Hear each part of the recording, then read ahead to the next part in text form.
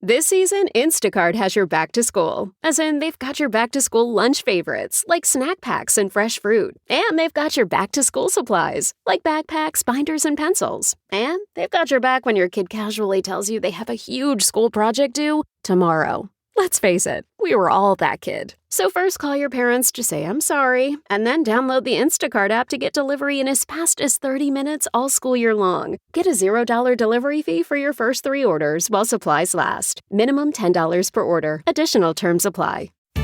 When you want to have fun and have scratchers to scratch, there's a playful way you can do just that. Scratch with the key or acrylic nail. Scratch with the quill from a porcupine tail. Use a belt buckle from your friend Lamar. Or scratch with your pick while you play guitar. You can scratch in a bunch of different playful ways. Scratchers from the California Lottery.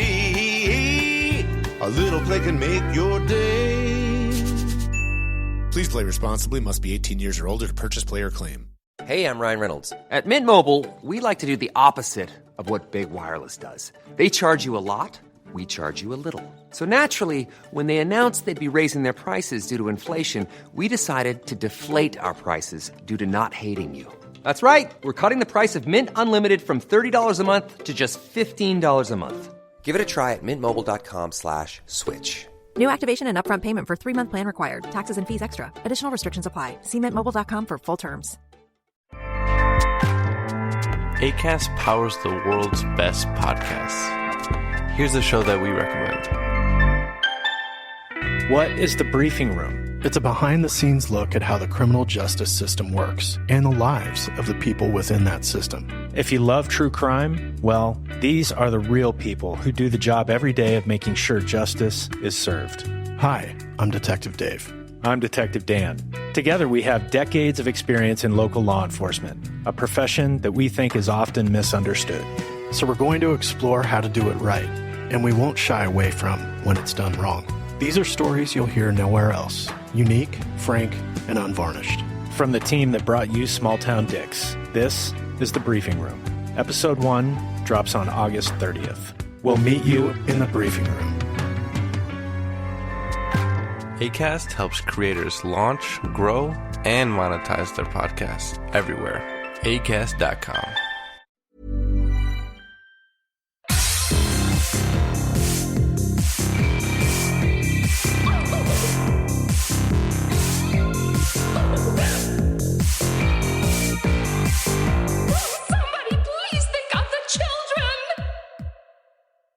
And welcome back to Scarred for Life, the podcast where we open up old wounds by looking back at the films that scared us as kids. I'm Terry. And I'm Mary Beth. In each episode, our special guest brings with them a movie that traumatized them as a child. This week, our guest is the writer, producer, and director of the incredible new film, The Angry Black Girl and Her Monster, Bomani J. Story. Hello, welcome to the show. What's happening? Hey. What's happening?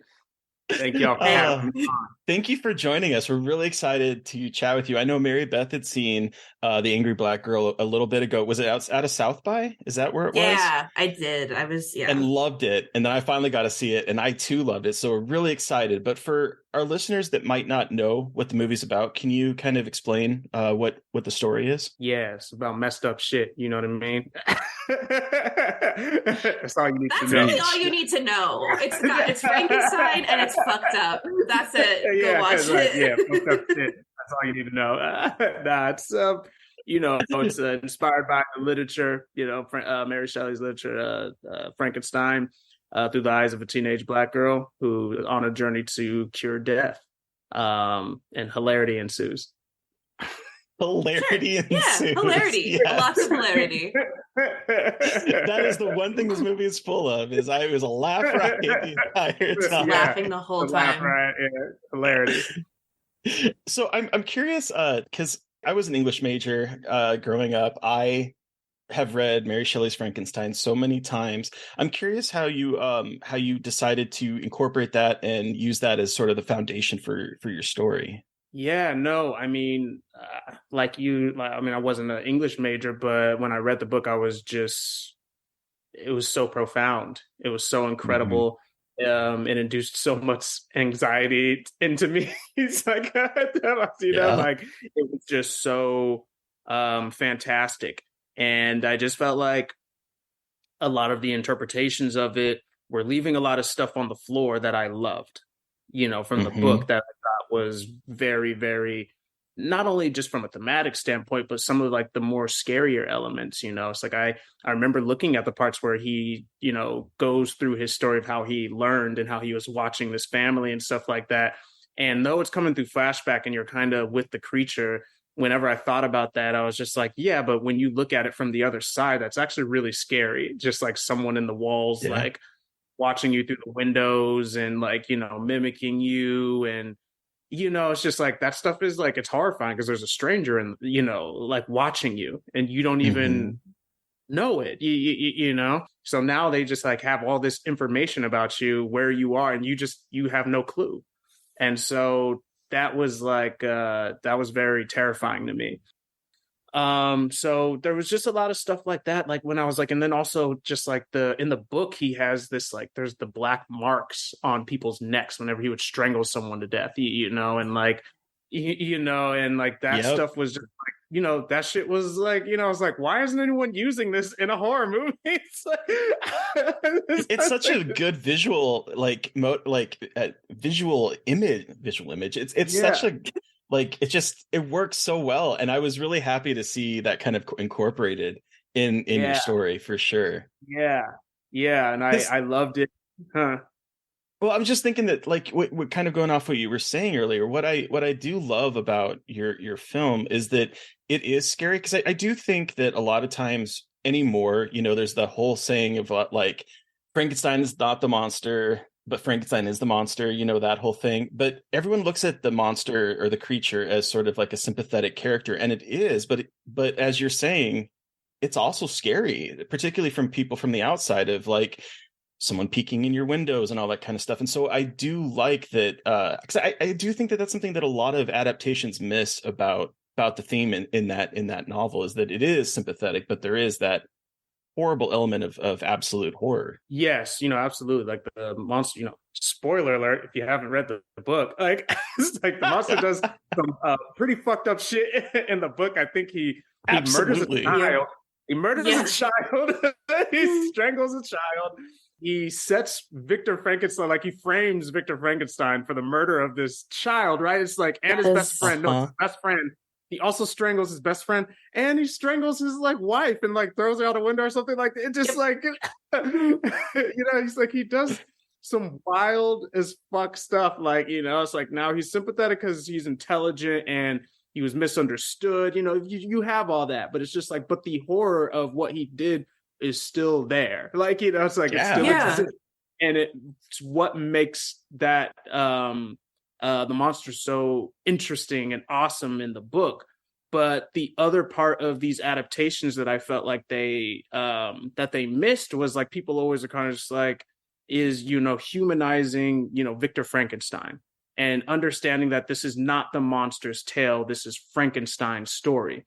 This is about the rise and fall of this man. You know what I mean? Like, this is his trauma and his drama and him dealing with a lot of stuff. I mean, his mom died at a very young age when he was like in the very opening of the book.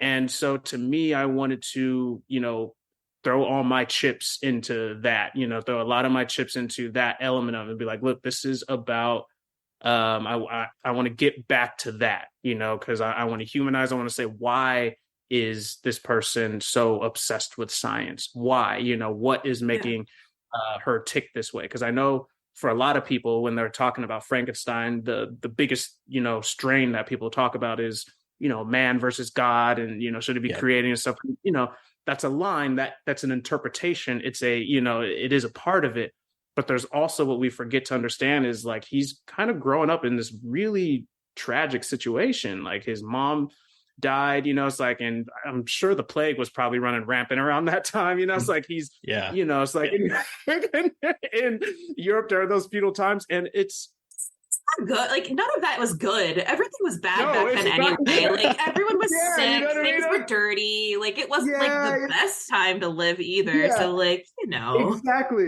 exactly, you know what I mean? So I was just like, to me, I was just like, why wouldn't someone think to want to bring someone back from the dead? Like, why wouldn't that be something in your brain? Like, if you're being surrounded by that kind of stuff on a constant basis. So for me, when I was thinking about this, I was just like, instead of leading with the forefront of just like, oh, you know, she hates God and, you know, it's like wants to challenge that, you know, it's like, it's more of like, how do we ground this? How would a human operate? Where would she be drawing her motivation?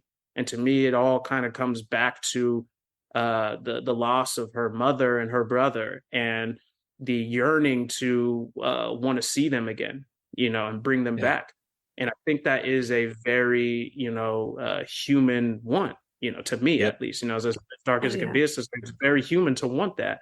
And I think that that was kind of one of my things for this, because I, you know, when I read it, my interpretation of Frankenstein, I was like, I thought that's what was driving him. You know, it's like, I felt like whether he said whatever he said, I feel like underneath all of it, that was what was, you know, what was thriving. And then I think he learned very quickly that like there's other things in life to bring him happiness once the monster starts taking those away from him, you know? How old were you when you first read Frankenstein? Probably like, unfortunately, I didn't read it in high school, but I read it like I read it when I was 8, like right after I graduated, I picked it up. Okay. Still a very formative time to be reading stuff like that. So has it been like has that been a formative text for you, just in terms of shaping maybe like your creative path or wanting to be a creative? Oh, 100%. You know, It's just like, and I'll draw the link to Texas Chain Saw Massacre with it too, because I think they both have a lot in common in weird ways. But like, yeah. So like, exciting. But yeah, I think it was 100%, because not only is it just like a groundbreaking like genre blend of sci-fi horror, you know, she's the godmother of that. You know, she's sitting on top. Sure is. But yeah, but you know, not only that, but just the way it's written. I love the way, you know, old school literature is written. Like I eat that shit up. Like yeah, you know. But yeah, it was very formative me for storytelling in what you can do in such a short amount of time, because that book's not that long. It isn't. It's a very short book. I always forget how short it is. Yeah, it's wild. Yeah. It's not a very long novel, and the amount of grounds that it's able to cover is just, it's fucking phenomenal. And the fact that she did it as a joke, you know, it's like, I think that's the legend, you know, she did it as a fucking joke, and she was like 18. All right, like, you know, like already just so God queen. I know. Well, so are you a big, have you always been a horror fan? Is that something you've been like consuming either through literature or through movies since you were young? No, I hate horror. No, look, we've had people on who aren't as big of fans. You never know. Really? Yeah, some people. It's weird, but also like makes sense. But yeah. No, like. Fortunately and unfortunately, you know, my 2 big sisters traumatized me with horror as a young kid. You know, they were like, "Here, watch Leprechaun and Child's Play and Friday the 13th." You know, it's always Leprechaun and Child's Play. I feel like that's what and I'm an older sister, so like, you know, I get it, but like that's what we show. We're like, it's funny, and it's screws you up forever. Yeah, I forgot which Leprechaun. It might have been the first one where he makes the guy like throw up gold coins until he dies or something like that. Like, yes. Oh my God. Like, this isn't funny. I'm terrified. And they're laughing at you. Like, see, it's funny.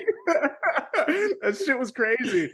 But yeah, you know, then come to find out, like literally like probably like 3 months ago, I was talking to my older sister. She's like, yeah, I don't really like horror because, you know, like it lives in my brain. I was just like, you fucking traumatized me as a kid. And now I'm like obsessed, and you're telling me now that you don't fucking like it. What the fuck, man? That's how dedicated big sisters are to the bit, is that they'll watch things they don't actually like. Yeah, it was crazy. Oh man. Do you remember like the first horror movie you have memories of seeing? Like the very, very first one. Yeah, or like ones that like stick out in your mind from that early age. Yeah, like back then, you know, it was probably like around those, like it was those ones, like those ones that my sister showed me. Those kind of like were the weird, like formative years back then. But the one that actually kind of just like really, really got me, you know, was like some years later. Because before it was kind of like, you think like, well, I'm just a kid, so like, of course you're scared to even like go downstairs before, you know, it's like alone, like it's just everything scares you. So But the one that really struck me when I got like, some years older was Texas Chainsaw Massacre, like the original one.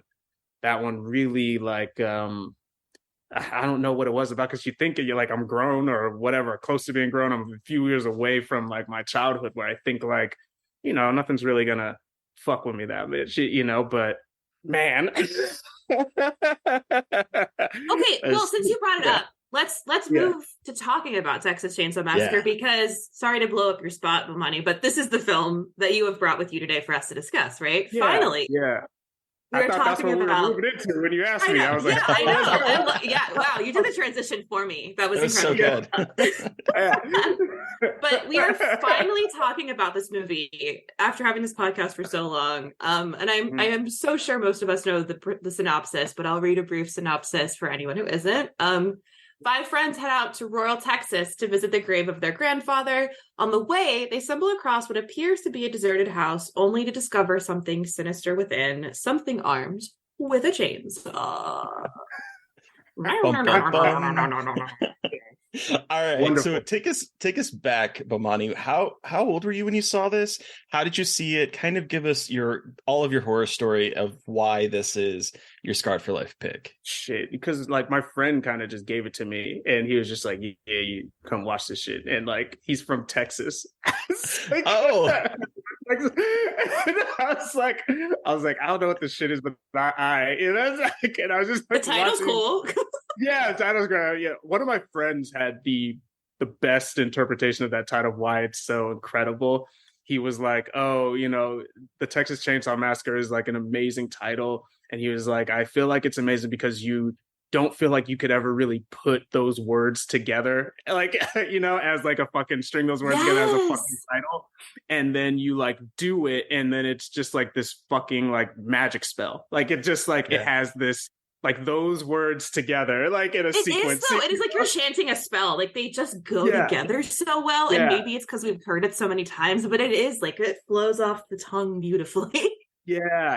And it has like, it puts you in the place. It's just like, the Texas. And you're like, okay, so like I'm in Texas, chainsaw. I know the weapon, like massacre. Like you're just like, okay, so like, we know what to expect immediately. Yeah, and it's if you did anything else, if you were just like, the Chainsaw Massacre, it's like, okay, like, the Texas it's like those things are like but as soon as all of them are together, it just works. Like, it just flies, it just flies. And then the other thing I really like about that title is that I think it's like, obviously something happened. It's like, it's grammatically incorrect because it's like, I think chainsaw is 2 words, right? Yeah. But that's how it's the original one. So it's like, it has to stay, like, because that's how it's the original one from the 1970s, because all the rest of them, it's one word combined together. It's the correct way. But yeah. And I do remember at some point, and I really wish I could. I couldn't find it because I did read an article that explained why there was a space between it, and I cannot find it now, and I cannot remember exactly why. But there was like a reason that they did that, and I think it had something to do with marketing or something to that effect, is what I had read. But I can't find that article anymore, so who knows if I just pulled that out of my ass, but that is what I had read a long time ago. And it works for this movie so well. Yeah. That's also incredible if it was some kind of marketing thing, because then it's just like, okay, so marketing said this had to be 2 words for this very brief moment in time. Yeah. And now everything after that, like now it's like, it has to be 1 word. I forget how to spell chainsaw. And I'm like, oh shit. I'm like, is it 1 word or 2? All the time. Yeah. All the time. Yeah. So that's actually incredible. So your Texas friend said, hey, you got to watch this. And so did you sit down and watch it with him? Yeah. We were just like watching, turned off all the lights, and we were just like watching it. And I was like, I couldn't move. I was having a heart attack. And like these people, because it started. How old were you? What was I? Like, I don't know, 17 or 18 or something like that. Like that's okay. Somewhere around there, like within that barometer of the brain range, take a year or 2 or whatever. Like, like high school-ish. Yeah, high school-ish, near college, whatever it might be, Yeah. And yeah, he was just like, I was like having an anxiety attack.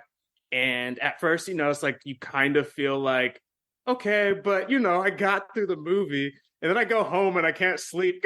I just think Leatherface is just gonna fucking like do something to me. It's like I don't want to travel anywhere. Like I just want to stay in my house.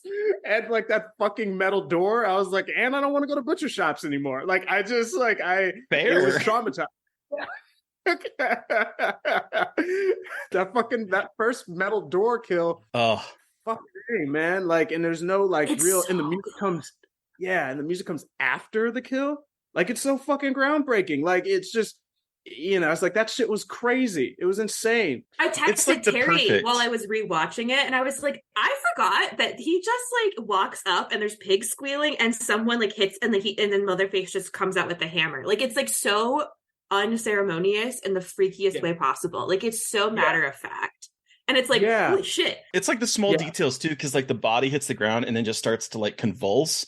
And it's just like, it's a sustained moment. And then the music comes in and then he just slams that door. And it's like, what the fuck did I just see? Well, and it's 35 minutes into the movie. Like, we've spent a good chunk of it just kind of like setting up that this is a weird place.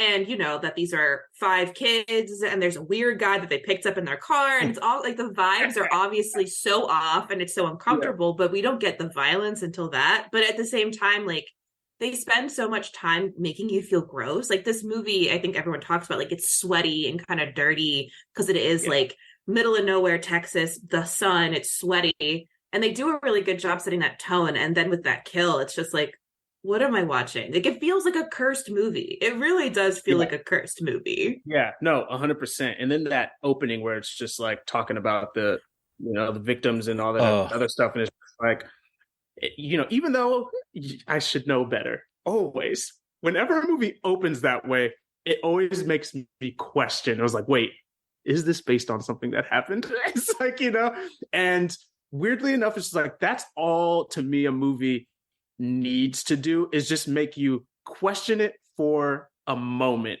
And if you make me question it for a moment, then it's like you got me for the rest. Like I will, it's like then the fear will just take me. You have now like that's all it takes. You don't have to make me constantly believe like throughout the whole. It's like all you have to do is slightly push me in the direction that this might have happened, in real life, and then like I'm a goner. Like it's like, just and then I'm that fucked tiny up. little seed, and you're like, what? Maybe it is real. Yeah, and it's then like you never want to go to Texas again. You never want to go to Texas again. You never want to go on road trips again. You don't want to pick up high. You don't want to pick up. I watched this, and I'm watching From, the series. If you've ever heard of From before, and they both involve road trips and like things going wrong. And now I'm like, well, now I'm never going on a road trip ever again. I don't want to run into anything at all. I'm terrified of the open road. Never again. Cities only. Fuck that.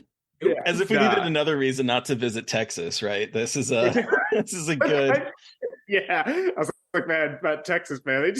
They just getting it. So what's funny though is that you kind of have a similar, at least an age for me. For when I first saw this, I never saw this. I remember seeing the kind of like cover at the VHS stores when I was younger, and it has that really striking cover, particularly when like the tagline of "Who will survive and what will be left of them." Like that's such a good tagline, and I remember seeing that as a kid, never being able to watch it because my parents were really weird sometimes about what movies I could and couldn't watch.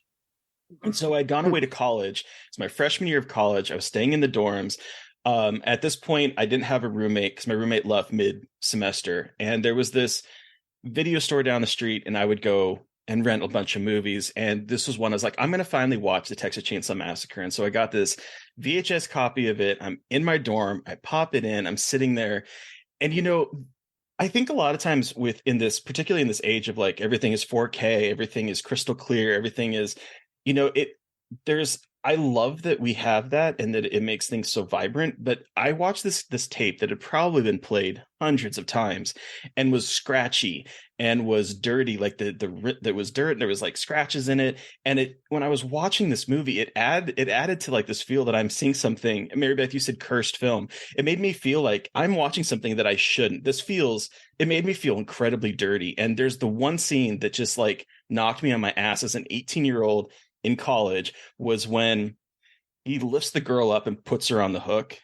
And I think Tobe Hooper does such a great job with this film, where you actually, like, now that I'm rewatching it and it's in 4K and it's, you know, gloriously beautiful and everything's cleaned up, I'm like seeing that there's not actually a whole lot of blood in this, but the way that he frames everything, it makes it feel like you really are there. And so when he puts her on that hook, I remember just falling out of my chair and in college and going, what the fuck am I watching? Is this a snuff film? Is kind of like the feel it gave me. It made me feel gross. Yeah. No, and the other I'm glad you brought that up, because I was going to say something about that kill too. The thing that was very like awesome about it, that was like, you know, it's groundbreaking even in just like the sound design, because like you don't hear the hook. Like when he puts her on the hook, you don't hear that. A lot of like some of these effects that are happening, like you don't hear it, but you still feel it. And so it made me kind of be like, when I'm watching that movie, I'm just like, man, there's just like levels of horror that people aren't even exploring. Like these days, you know, sound design is like, which is great, is doing, you know, it's helping to like make it visceral. But then there's also like going the other extreme, you know, where you're just like, nah, I'm not going to give you the sound effects to that. And you're just going to feel it. You know, it really made me just feel the hook. Like I didn't need to hear the timing or anything like that. I felt it, you know, because I didn't hear it.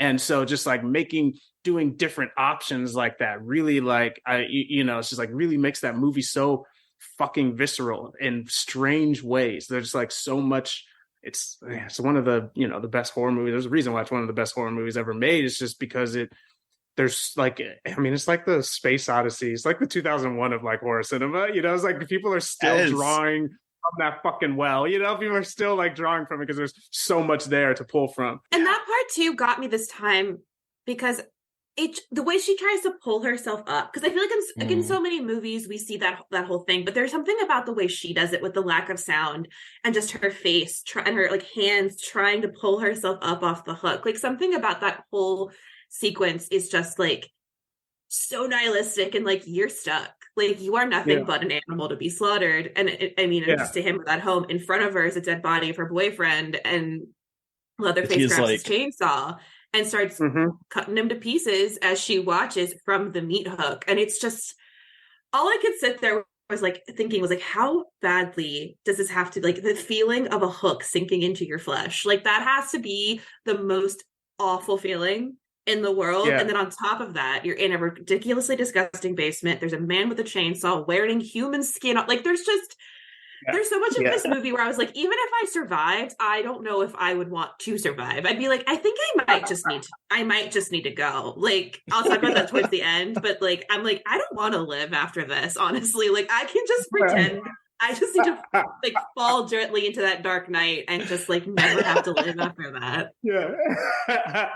That's like about all big movies like this that I always like think, I'm like, I want to believe I'd be a final girl, but really I'd be like, I don't need this. Like I don't even know how I could survive. I'm checking out. I have ceased to be. Like you got me. Just cut me out like Franklin in his wheelchair outside. Just like slice and dice me and leave me out. Like it's done. Oh my god. But I wanted to mention, like, talking about especially the beginning with like him with Hooper setting up like this is real, because he actually said that he intended, like, this was intentional to have that misinformation because he wanted to create a response of being lied to the government about things that were going on in the world, and that included Watergate and Vietnam. And I always, people talk about this movie in Vietnam all the time. And I always like keep that in mind because I think it's so interesting. But I mean, this whole thing is about like spreading, combating misinformation, which is unfortunately still a problem today. But it's just cool. I didn't know that. Like, and just like this movie was made for like no money by this guy. And he's making this like incredibly interesting commentary about the government. And now we have it, like all these years later, still as such like a pinnacle of like political messaging in a movie that you might be like, no, it's not. And it's like, actually, no, like that is a lot of the conceit behind it. Yeah. So I just find that really fascinating about the history of this movie. No, I think that's incredible because I didn't even really know that, but it, it tracks. And I think, a lot of people don't realize how much like social commentary is moving through horror genre, the horror genre. A lot of people who like mistake and kind of just like, oh, we don't want that. It's like, well, I'm just like, dude, it's in everything that you love. You understand that, right? Like I even remember, not to sidetrack from Texas Chain Saw Massacre, but also not only just like for instance, Black Christmas, there's like a pro-life, pro-choice argument going on in the middle of that damn movie. Like, you know what I mean? It's just like, it's in there, and this is one of the most like, monumentally classic horror movies of all time. Not to mention like Changeling, one of the greatest like haunted house horror movies. There's an entire sidebar about like political turmoil going on in that movie. And it's just like these classic arcs of cinema, even horror cinema, it's just like they have always been a working vehicle for those things. It's just like, it's always been a vein. It has never not been. So like, yeah, that's even more incredible about the Texas. It just keeps unraveling and giving us more as we talk about it through the years. It does, though. I just feel like every time I watch this movie and like talk about it, it's just like more comes out, and it's like a freaking $100,000 budget movie made in Texas in the sweltering heat, and it's just like fundamentally changed the horror landscape. Like, what the hell? Yeah.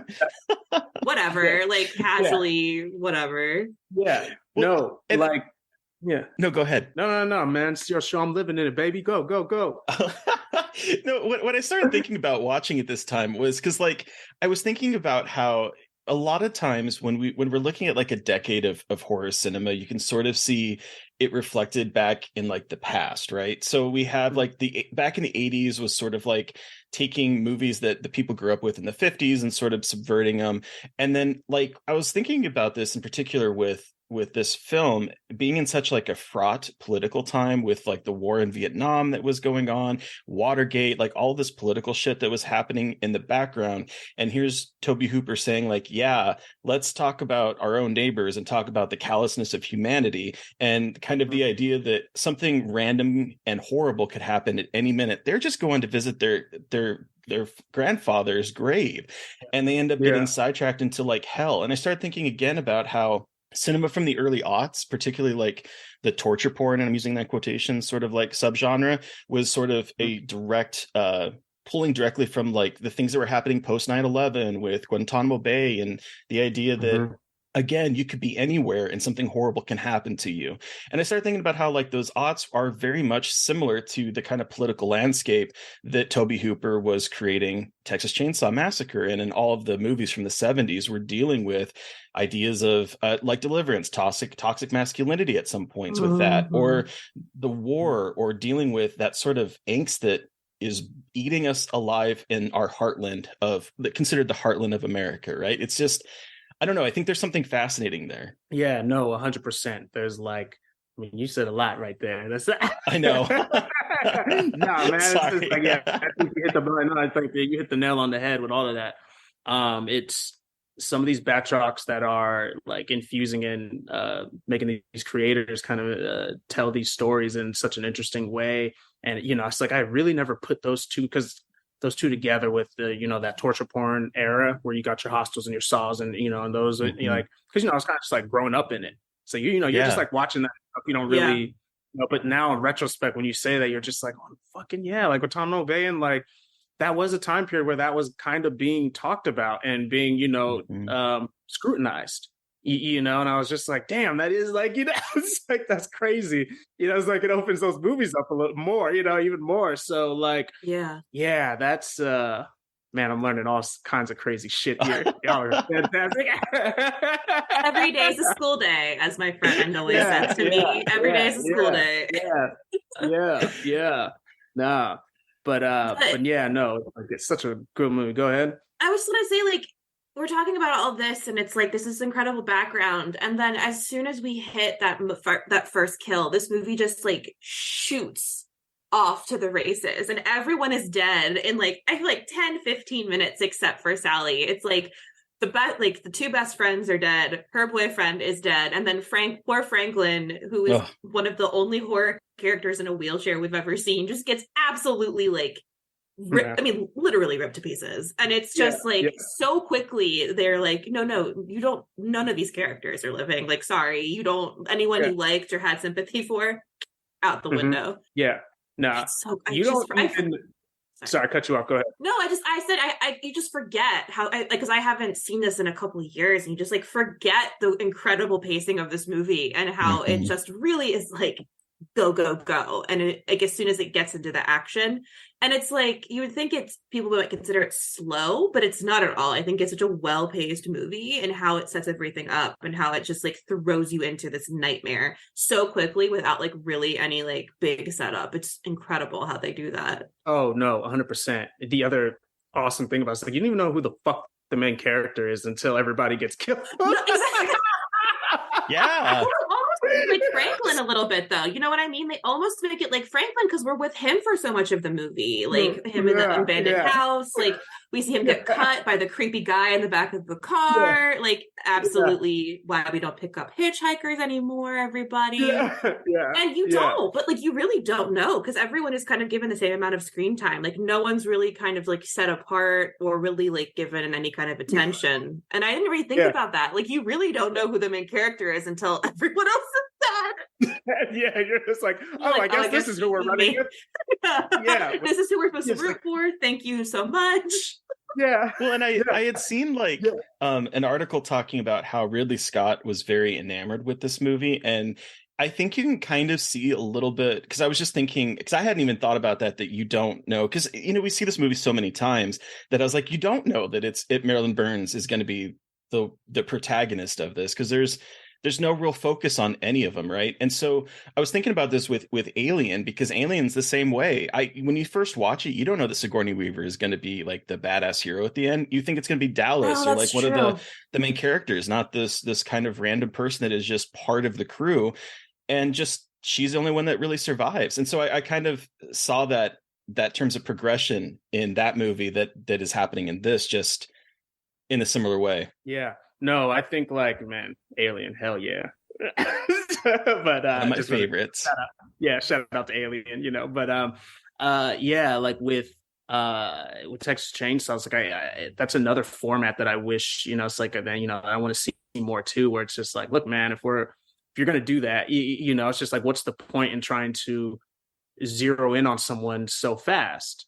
It's just like all it tells me is, okay, I'm banking everything, whereas like with Texas Chain Saw Massacre, when you're first watching it and you don't even really understand who the main character is, it's just like you don't know who can die, right? It's like at whatever moment, and like being able to hold on to that as long as possible, is like, I think that's a treasure. It's like it is though, because like we were so like, especially because this came out in a time where like we didn't have all these tropes yet. And now we're so used to it. Like we know the formulas, and this like, because I mean, this came out obviously before Halloween. Like it really like, it doesn't fit the formula, which is amazing. And I think it's like, I see more movies trying to break free from those formulas and like doing that kind of thing. But it really is so like watching this and being like, even though I know who's going to be the final girl, like it is really amazing to see how they were like, we don't know what the fuck a final girl is when we're making this movie. Like we don't need to like kind of work around these tropes, which I think is like so cool to watch movies from this era before we had we had formulas, but from like a different era of movies that weren't, but like, you know what I mean? It's just, movie is just 100%. So cool. Yeah, it's amazing. I mean, so this predates Halloween, right? Texas Chain Saw Massacre? It does. Yeah. Okay. It predates Halloween. Because it was 1974. Halloween was 1978. And it also predates what, Terry? Oh no, I was 8. And then it also predates Black Christmas too. Okay, awesome. So do we consider this a slasher then? Okay, so let's talk about it. All right, let's talk about it. It's a small question, but a big question. You know what I mean? Yeah. Let's talk about it, because that's the other brilliant thing about this movie that I was going to connect to Mary Shelley's Frankenstein. Hell yeah, cool. Yeah, okay. So it's like my parallel between the two is like with Mary Shelley's Frankenstein, that book works in like 3 different modes, right? There's like 3 different fucking stories going on there, right? You have your Genesis and creation sequence. So like you can make an entire story out of that, you know, of someone's trial and error to try to get to life, right? You know, it's like, so she has that part of it. Then you have just like this anxiety inducing section, right? Where it's like the creature's gone. People are showing up dead. I'm finding dead bodies. I don't know what the fuck I did. You know, it's just like, it's just like you have that's a whole movie. That's a whole book. You know what I mean? It's just like if someone having and you have the end of the book, which is like a revenge story. It's basically, you know, like Captain Ahab shit, right? Where he's chasing the white whale. Like that. That's an entire, you know what I mean? That's 3 different novels that you could make within one. And like the structure and the groundbreaking structure of that book is something that was so fascinating to me that she could get away with in such a short amount of time, right? And I think Texas Chainsaw Massacre is groundbreaking in that very same way. Like you have that first section where it's like, okay, you got the kids coming into town, but then it's just like clockwork. It's like one after the other, and it takes its time with it. Of just like one goes in the house, you know, gets knocked off. Other one's like, where did they go? You know, it's just like they draw that out. You know, it's like people do that for a whole movie. Okay, like, they do that for a whole movie. I mean, what do we think Psycho is, right? Like that's like, you know, it's like Psycho is operating in that kind of situation, right? Yeah. And so then you have your slasher moment where people are getting chased by, you know, that's basically Friday the 13th, right? Where it's just like, all right, like, right? You have that, and then you have this next section where it's like family psychological drama, right? Where it's just like, it's psychological terror, where she's sitting at the table. No one's really going to kill you right now, but we are going to torment you and just, you know, fuck with your mind to like such an extreme level. And it's like exhausting, right? The way how, so, that's one of the reasons why I love this movie, because it's like, it's definable, but it's so undefinable. You know, it's doing so many things that people don't give it a lot of credit for how much it is experimenting with its format and how much it's figuring itself out and how much it's like, and that's another, like, I think mark of one of my marks of like an incredible movie is when you have like when you have these fantastic ideas, fantastic like scenes and stuff like that, but you only really need to do them once or twice, and then you abandon them because you have these other great things you're going to get to, you know. It's like, I always liken it to like Terminator 2, right? You remember when he has John Carter on the motorcycle, he's like trying to get him, and you know, T-1000's chasing him in the LA River, and then he brings out his shotgun and he shoots it, and then he reloads it with one hand, you know. It's like, and he shoots it again, and it's like, now listen, like he could have done that the entire movie. Like, you know, and I would have been totally fine with that, but instead it's like they do that for just that sequence, and then they throw it away because James Cameron's just like, look, man, I got like 10,000 other great ideas. Let me just open my bag of all these ideas I'm just gonna throw on the fucking screen. I got so much shit in my bag. Do you want a semi breaking through a bridge? Do you want like a helicopter and a minigun? Like, I got you. I got so much shit, man. I'm not even fucking worried about it, right? But like that's the type of shit I'm talking about. And with like the Texas Chainsaw Massacre, it's just like he's just in his fucking horror bag so much. It's crazy. Even like I was glad, because I was wondering about that if it predated Halloween. And so when you tell me that, I'm just like, yeah, even though I'm not saying like he invented this. I'm not sure. I can't, like, you got to fact check. But the idea of just like with Leatherface, it's already crazy that's like he's wearing someone else's face, right? And he's manipulating through that. But also just like you never see the man behind the face, similar to like, you know, Jason Voorhees or Mike Myers. And it creates this mysterious horror. Like that's another mode that like it's working through like this entire movie. So it's like this movie is so, the well is so deep, you know. It's just like, again, like it really is.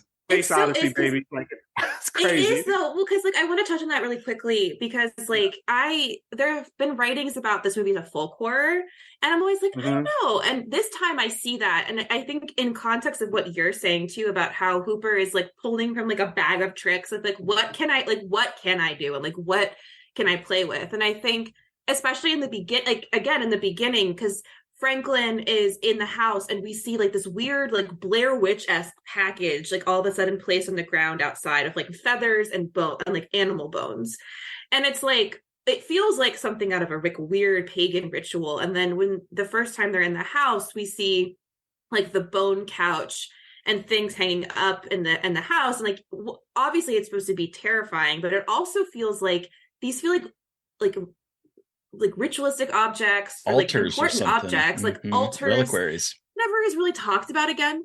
But like there's something really interesting about like, is there like a whole other like deity or thing that they worship? And there's so many questions it opens up and it never answers. And I think that's what's so incredible, because we don't just have Leatherface, we have a family. Like this, like I think what a lot of the time when people talk about Leatherface, they're like, oh yeah, Leatherface is so scary. But I'm like, that whole family is fucking terrifying, because Leatherface is also coded. Leatherface is also coded as having like a developmental disability, which is kind of weird and a little bit bizarre, but that's the 1970s, and we're not fully trying to do things PC here.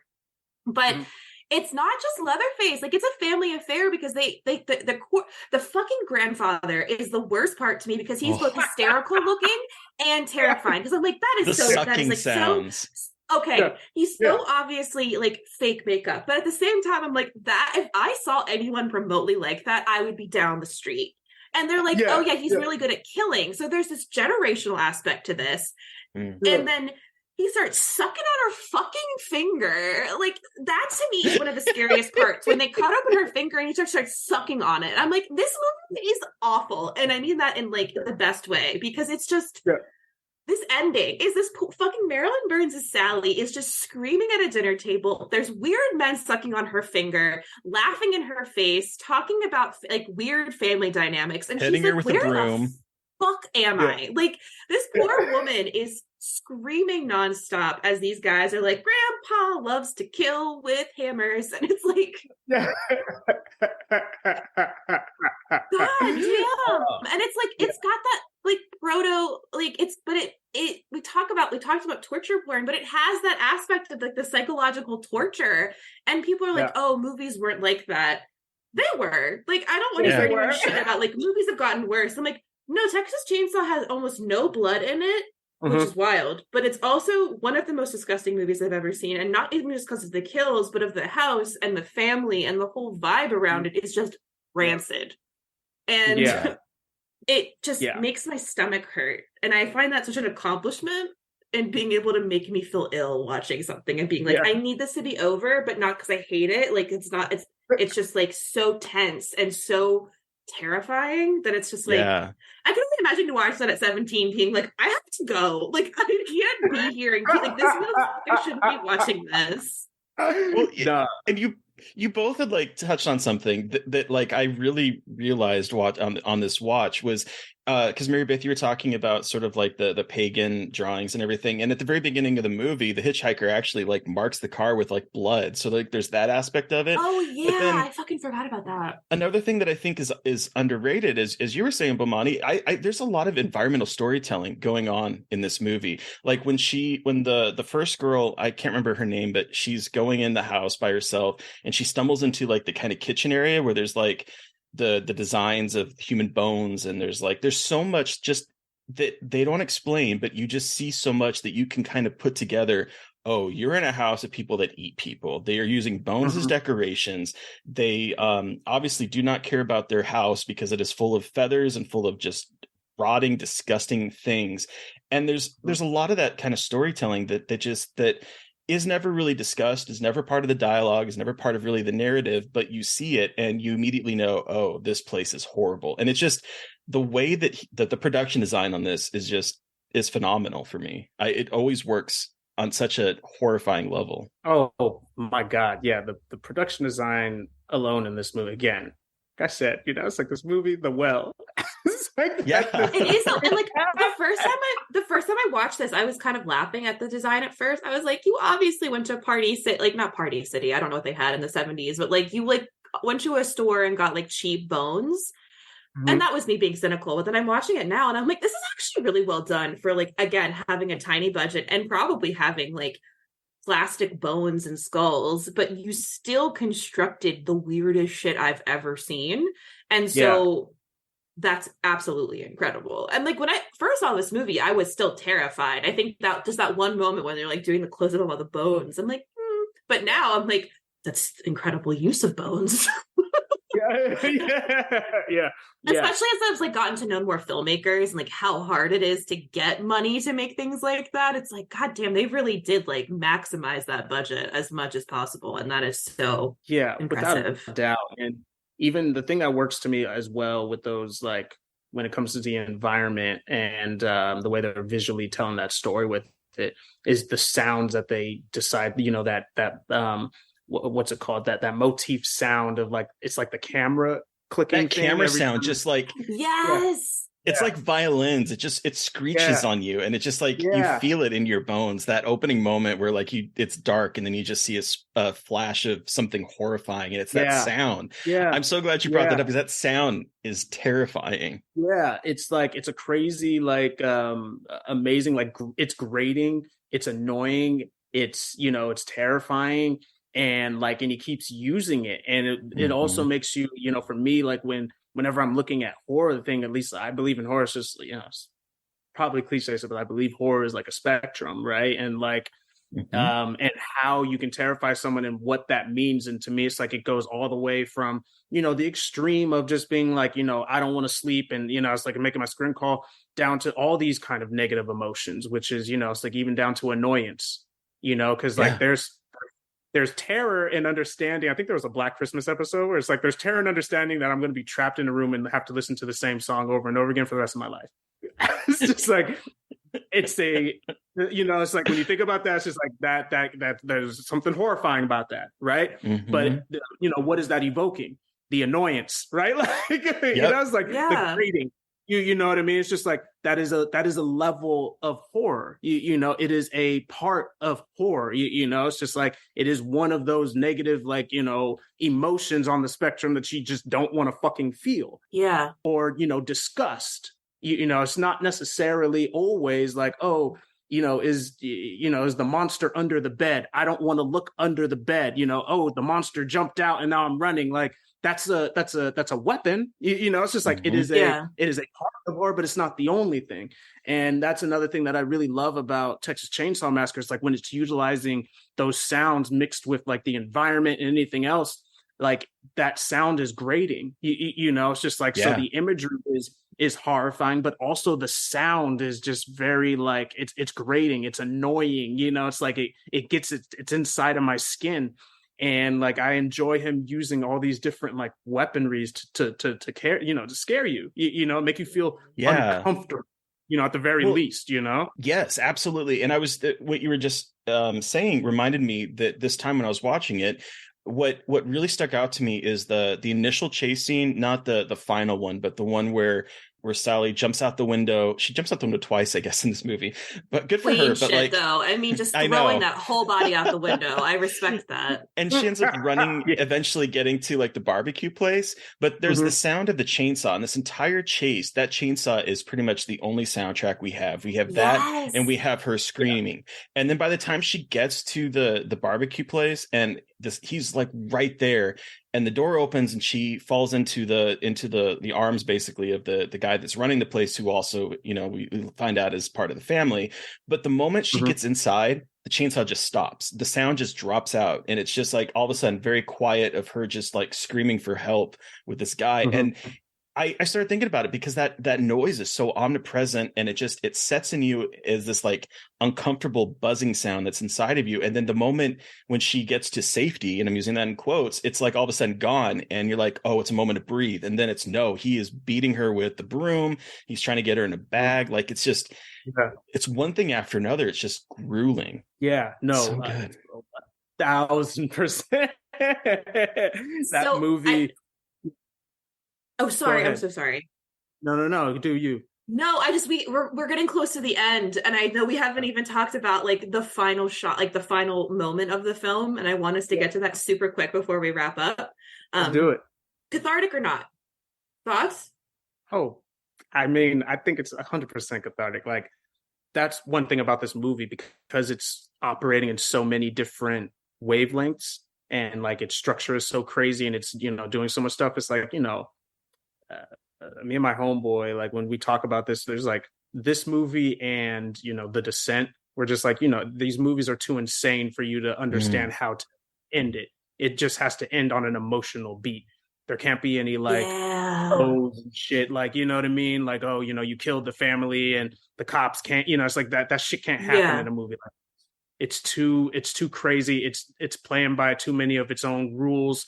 It's, it's like it's breaking free of it. I don't want to say it has no structure, but it's like, but it's just operating on its own wavelength. And so because this movie is such an incredible, like emotional vehicle of, pure terror and how that is explored in how many different ways, to me, just like her screaming on the back of this truck getting away and him in like this sunset, just, going wild with this, chainsaw, and you hearing that sound and the scream to a laugh to, and then it just like cutting to black is just like, it's perfect. You can't do it any other way. You can't do it any other fucking way. You can't. There's no way. There's no happy ending, but there's it's like, and I don't even think it's hopeful. I think we won't talk about the new Texas Chainsaw Massacre movie. I don't like that. Sorry, everybody. And I'm sorry if you did like it. But I just think there's something so terrifying about she escaped, but at what cost? But still there's a feralness to her that I love. Oh, her scream laugh turns into, it's almost like her mind has been broken at that point, though. It's and I find there is catharsis to be found in this kind of fuck you situation that she's in. I did it, and yes, I am beaten to shit, and yes, I am traumatized forever, and my friends are dead, but at the same time, fuck you. And I think there is something so cathartic about being able to have that fuck you moment in such a feral way too, not in a conventional fuck you moment. And with him dancing, but that kind of weird dance he's doing at the end of frustration. It's just we don't see that frustration from our killers a lot in horror. So seeing that final shot of frustration with him feels so cathartic for the female characters, and then for him it's not. And I just love that tension of catharsis there. And I just ooh, tasty. Yeah. But Terry, you said you don't think this is cathartic, right? We were talking about this offline. So I want to hear your theory super quick before we have to air out his dirty laundry like that. I know. I do this to him all the time. I'm such an asshole. All the time. I'm exposing him all the time. No, as you're explaining it, it makes more sense to me why, because I'm I don't feel catharsis by the end of this, because I feel like this woman is broken. This woman has lost all of her friends. She's lost her family. We don't really know if her parents are alive. All we know is Franklin, and we know that her grandfather is buried in the cemetery. And so in my mind, I'm just it is that final scream of going back to the descent, which in the UK version, she doesn't escape. It's she's back in there and she is alone in this darkness, staring at a cake. And so I'm thinking about that with this, where it's it doesn't really offer you any answers or any sense for me of catharsis, but the way you're explaining it in terms of an emotional release, absolutely, I can see that. So I'm going to hedge my bet a bit. But yeah, I didn't originally think, I was no, this movie didn't make me feel catharsis. It made me feel gross and numb and just that woman is fucked for the rest of her life. Basically... Look, both things can be true. We all contain multitudes, So I know we're I know we're close, but I did want to bring this up because when it comes to this movie, me and my friends were arguing about what's it's my hot take, give me hot water, but it's we're arguing just whether Psycho or Texas Chainsaw Massacre was better, and we watched them back to back some night or whatever. I landed on Texas Chainsaw, man. I love Psycho. I landed on Texas Chainsaw Massacre. Yeah. I agree. This movie's just visceral. It's hate cursed to Alfred Hitchcock, but it doesn't feel as cursed and gross and viscerally upsetting as this movie. Yeah. Psycho is incredibly well written and plotted, but this one is just it's a nightmare. It's a nightmare. But what was extremely surprising about it, and I know you gotta go, but was that when you take another look at Texas Chainsaw Massacre, it is surprisingly, strangely well plotted. There are setups in that movie in very strange ways that are very hidden. Like you brought it up earlier when he marks the blood on the car, or like when they meet like these, they meet all the pieces of their family separately. You have no idea they're connected until they like go to like the family dinner, and you're just like, oh, the hitchhiker, this guy, all three of them are on the same team. Like that's like clever plotting. Like that, it's like that's clever setups and payoffs. And so it's like this movie, like underneath all the fucking chaos and all the emotional stuff, it's like that just means the movie did an incredible job of hiding it, right? Because that's what you want. You don't want your audience to feel like they're sitting through a plot. It's like, so Texas Chainsaw Massacre actually hides its plot in a very incredible way. But when you start breaking it down, you start looking at it, you're just like, oh shit. Like this movie has all of these tools as well, because when we watched them back to back, like you unmistakably cannot like bring some of the stuff to that the other one has or whatever. So when you're watching Psycho, you're just like, yeah, like you said, the craft of the story. But when you're watching Texas Chainsaw Massacre and that's in your head, you're just like, wait a minute, like this movie has those things in it. And it so does. like there's that throwaway line, speaking of the way that this is plotted, where the hitchhiker is like they're talking about how people kill cattle, and it's like, isn't the gun more effective? And he's like, no, you got to use the hammer. And he's like, the gun took jobs away. Like you start to realize, again, it's that environmental storytelling of you realizing how like rural and how pushed down these people are, because they lost their jobs because of mechanizations of like being able to just do gun cattle. But it also sort of sets in with this idea of like barbecue, the food, the kind of the nature of this film is in that one little throwaway line that has seemingly nothing to do with the plot, but has everything to do with the plot. This makes me think of Hereditary, and how Hereditary has so much of that like predestination, like there's no escaping stuff in it, and how there's so much of that movie hidden. And this does that same exact thing. Oh my God, you've blown my brain to pieces. Thank you. Because now I have an even deeper appreciation for this movie, and thinking about that and how well it hides that kind of like, no matter what you think you can do to escape, there is no escape. Like you're screwed. Yeah. Okay, with that brain brokenness, we can wrap up and give our ratings out of 5. So Terry, you are first. How many screaming Marilyn Burns out of 5 do you give Texas Chainsaw Massacre? I feel like I know we're all going to give this movie, but like, it's an easy. This is a 1. No, I'm kidding. This is a 5. This is a perfect horror movie. And as I was watching it this time, one thing that like really jumped out at me is I actually started feeling really bad for Leatherface, because there's this moment where he's like, after he's killed, I think 3 people, and he's like, where are all these people coming from? He's like looking out the window. He's like, it's like almost like a home invasion movie. We're like, where the fuck are all these kids coming from? I just want to live my life, and you keep busting into my fucking house. Like it's that moment he sits there and he's like sitting there in the chair with his hands in his head in his hands, like, what is going on? And there's something darkly comedic about that moment for me that I never even really clocked until this viewing of like, yeah, they're breaking into this poor guy's house, and he's just like, the fuck, man? I'm just trying to like make my masks and put on my makeup in peace. What the hell is going on? So this movie's perfect. I can't find any flaws with it. I love it so much. Every time I watch it, I'm glued into something different. It's 5 screaming Marilyn Burns. What about you, Mary Beth? Oh, 5 all the way. 5 all the way. It's everything. It's got all the things, and it's so smart and weird and incredible, and it just makes me love horror movies and what we can do with horror movies so much.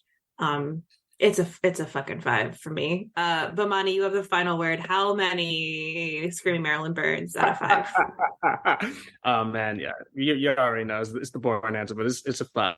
It's just this movie. It has so much to offer, and it also has this element of, similar to it's like a swagger that can't be mimicked, can't be copied.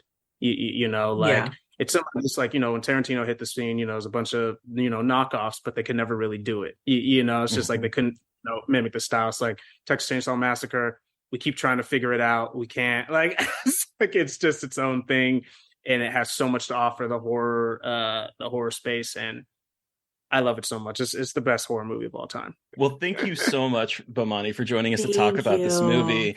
Are you on social media? Where can our listeners find you? And what do you have coming up? Go ahead and plug everything that you have coming your way. You can find me and the Angry Black Girl on IG. Story is King. Angry Black Girl is Angry Black Girl Film, I believe. You can search both of those up, and Next story that I got on my back is a fantasy, dark fantasy. Best way I could describe it.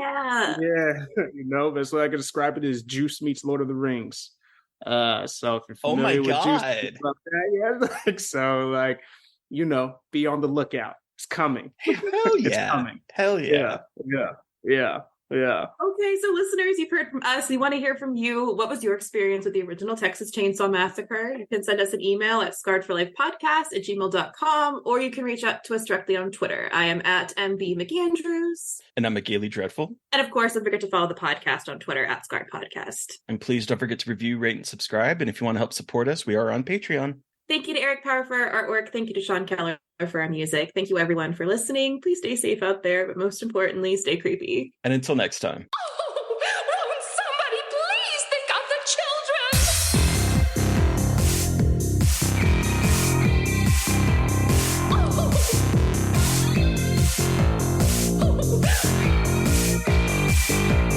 Somebody please think of the children.